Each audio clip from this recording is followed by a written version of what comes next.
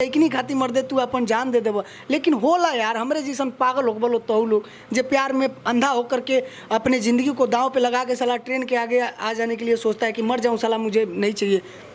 लेकिन इतना सब करने के बाद भी अगर वो नहीं समझता है तो छोड़ देना ही बेहतर है उस चीज़ को, क्योंकि अगर आपका रिस्पेक्ट अगर उसके नज़रों में नहीं है तो कोई मतलब नहीं है। आप उससे दूर हो जाइए जितना जल्दी हो सके, और प्यार मोहब्बत के चक्कर में तो बिल्कुल भी मत पड़िए। आप संगीत से प्यार करिए, अपने परिवार से प्यार करिए, अपने आप से प्यार करिए, अपने चाहने वालों से प्यार करिए, दोस्तों से प्यार करिए। और ये गर्लफ्रेंड बॉयफ्रेंड का चक्कर, प्यार मोहब्बत का चक्कर छोड़ दीजिए, क्योंकि इसमें कुछ रखा नहीं है। ये सिर्फ एक लगाव होता है यार।